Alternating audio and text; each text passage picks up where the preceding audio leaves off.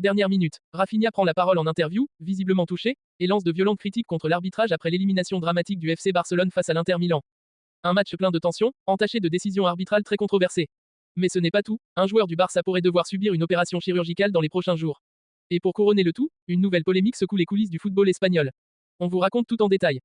Mais avant, abonne-toi à la chaîne, lâche un gros like et active la cloche pour ne rien rater de l'actualité du Barça.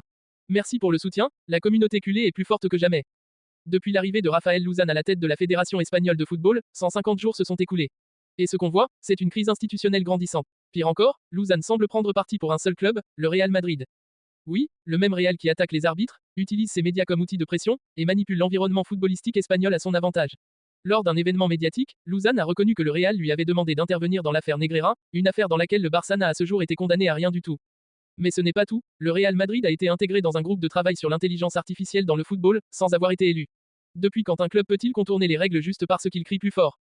Pendant ce temps, les attaques médiatiques se multiplient, notamment de Real Madrid TV contre les arbitres. Et Luzán, silence radio, pas un mot pour condamner, pas un geste pour équilibrer les choses. Toujours la même histoire, quand le Barça gagne, on crie au scandale. Quand le Real Madrid pleure, on change les règles. Et comme si ça ne suffisait pas, Dani Rodriguez, jeune talent de la Masia, s'est blessé grièvement à l'épaule lors du dernier match contre Valladolid. Il pourrait être opéré et manquer jusqu'à 3 mois de compétition, y compris la pré-saison. Un vrai coup dur, car Flick comptait beaucoup sur lui pour l'avenir du club. Et que dire de cette demi-finale de Ligue des Champions contre l'Inter? Un match dantesque, terminé sur un score cruel de 4-3 après prolongation. Le Barça a tout donné, a fait vibrer ses supporters, mais s'est vu voler par un arbitrage à sens unique.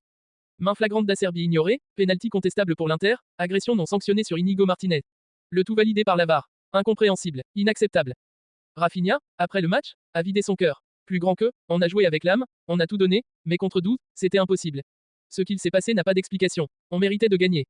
Il a aussi eu un mot pour les supporters. Plus grand que, je vous demande pardon. Ce qu'on a ressenti ce soir, ça fait mal. Mais cette douleur va devenir une force. Le Barça va revenir plus fort. Malgré l'élimination, le Barça est sorti la tête haute, avec une équipe jeune, talentueuse et pleine d'avenir, Lamine Yamal, Koubarsi, Fermin, Dani Rodriguez. L'avenir est entre de bonnes mains. Famille culée, on lève la tête. Le Classico arrive ce dimanche et un titre est en jeu. Visca El Barça, et à très vite pour une nouvelle vidéo.